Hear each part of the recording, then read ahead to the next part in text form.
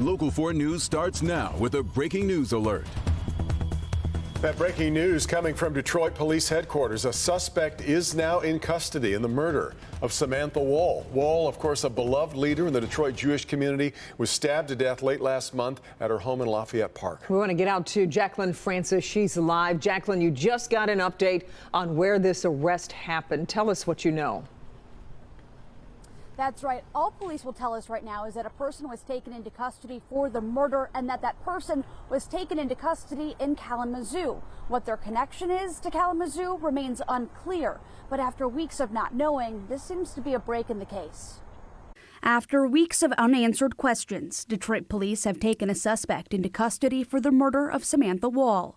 The 40-year-old's killing made national headlines, as she was a well-known leader in Detroit's Jewish community. From early on in the investigation, police have stressed there's no evidence to believe this was a hate crime, despite heightened tensions surrounding the Israel-Hamas war. Wall was found stabbed to death outside her home in Lafayette Park. Police believe she was attacked inside and say there were no signs of forced entry. Last week, Chief James White said there were several persons of interest in her killing, but no one suspect had been identified. Fast forward to today, police taking someone into custody, but leaving it at that, saying further information will be released at the appropriate time. The chief writing, quote, "While this is an encouraging development in our desire to bring closure for Miss Wall's family, it does not represent the conclusion of our work in this case. The details of the investigation will remain confidential at this time to ensure the integrity of the important steps that remain." We are told that investigators are working with the Wayne County Prosecutor's Office to bring this case to a close. Reporting live, Jacqueline Francis, Local 4. All right, Jacqueline, much more as we learn more. Now to the UAW as it works its way through the ratification process. There are some indications not everyone is thrilled with the tentative agreements. So this afternoon, President Shan Fain took to social media to emphasize why these deals should be seen as a big win by union members. Local 4's business editor Rod Maloney is in the newsroom with more on if these hang-ups, Rod, could ultimately stop the deals from going through. Kimberly, probably not at this point, but he has seen a couple of local engine plants give thumbs down to the GM deal, and his Stellantis vice president yesterday felt the need to make clear to membership that if they vote the deals down, there is much to be lost. For the first time in UAW history, the Big Three had to pay us back for striking them. That's when you know you've won. UAW President Shan Fain on the road in Chicago with a message to the membership. They really did gain record contracts. More than that, though, he's looking to let his membership know whether there is dissent at the union halls, there's no more to be had by going back to the bargaining table. Because we legitimately believe that we squeezed every penny we could get out of these companies. He spoke of the wage gains, quicker path to top pay, EV plants included in the national agreement, and its Stellantis a car leasing program he intends to bring to Ford and GM in 4.5 years. And while speaking of how the auto companies whipsawed them for years, he also wanted members to consider. A divided union is a weak union. We can't have dozens of different pay tiers that keep us fighting among ourselves. We need to be focused on fighting corporate greed at the Big Three and everywhere else. And as long as we're divided by wage, we're weak. Wayne State University business professor Dr. Merrick Master says Fain's doing what's necessary to get approved deals at all three companies. He has every reason to be optimistic that they will support it, but it's important to make the case and not take their support for granted. So far at Ford, the UAW finding the deal getting overwhelming support, but we've not heard where things stand just yet with Stellantis and GM outside, the small locals giving details and the ones that gave thumbs down yesterday. We're not likely to know probably for a couple of weeks still. Back to you. Okay, Rod, keep us posted. Thank you.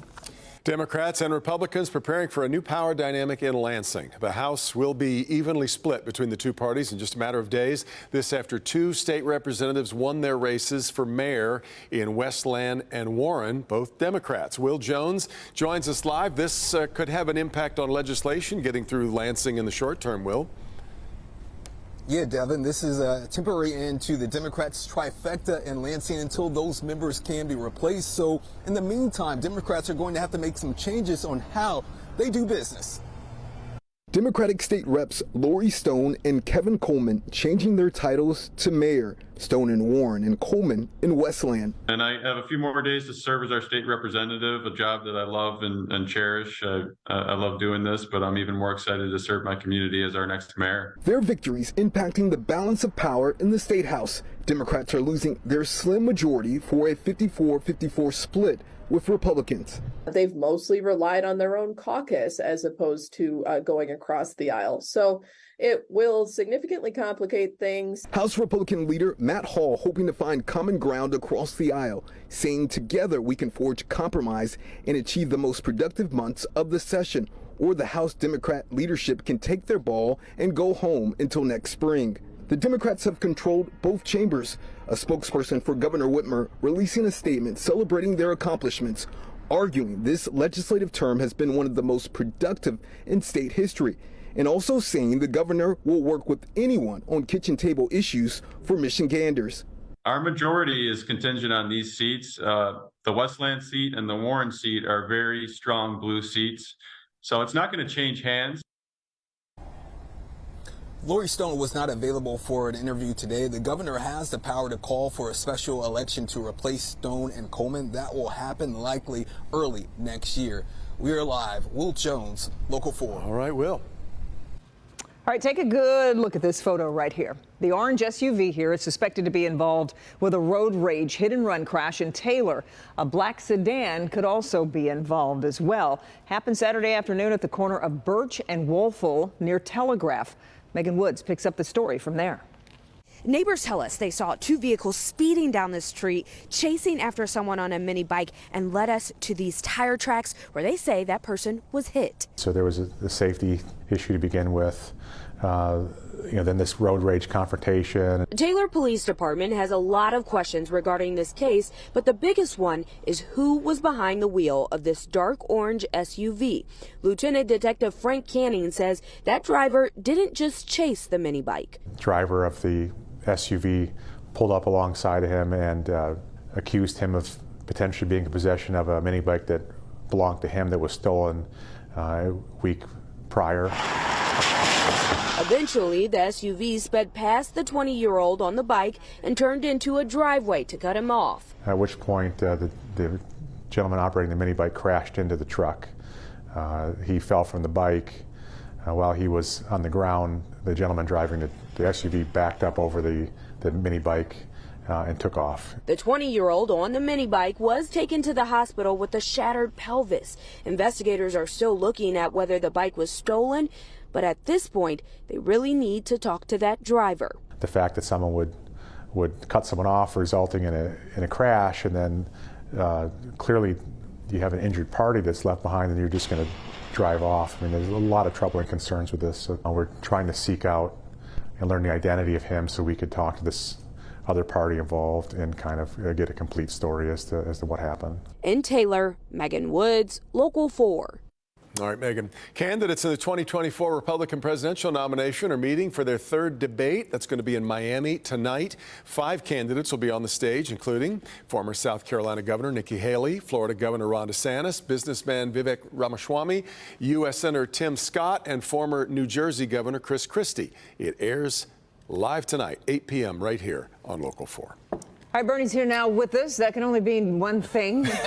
Time for our fresh installment of As the Stallions Turn, which is good. How big of a soap opera this has really turned into. That title was handed to me in the newsroom, and I went, "That's all yours. That's kind of where we are. Knock yourselves and out." now possible punishment. There is possible punishment. Matter of fact, there are so many theories going around about what could happen to Michigan.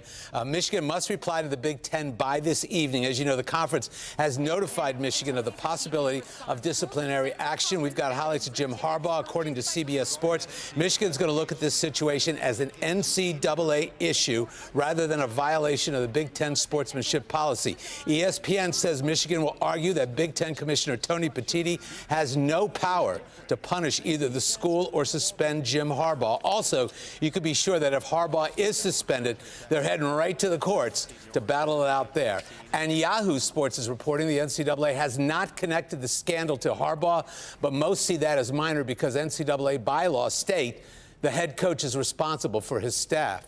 Ooh. Then there's a situation where Michigan has called out Ohio State, Rutgers, and Purdue for stealing signs and helping each other. There's so much more we don't know. No one is sure when we will know any of it. Oh, it's unbelievable. It's being written as we go. And also, the sad part is it's been a great year in college football, and this has overshadowed it. So it's really too bad for those kids. Sure is. All right, stand by, Bernie. Yeah, right here. Yes, Right here. every minute by minute. All right, let's turn to the weather really quickly here. Wet, rainy day as we take a look at one. I believe the predominant color there would be gray. That's our Windsor sky cam. The rain coming down as we hit the height of the evening commute. Yeah, let's get over to Kim Adams. How long is it going to last, Kim? Not very long. We'll have a few more scattered showers over the next 3 or 4 hours. And then around 10, 11 o'clock, we'll get one quick downpour, and all of it will be over by the time you wake up tomorrow morning. But we do still have just a few scattered showers. It was raining a bit heavier as you head up into Port Huron, but that's all kind of dwindled, and we're just looking at very light scattered showers at this hour.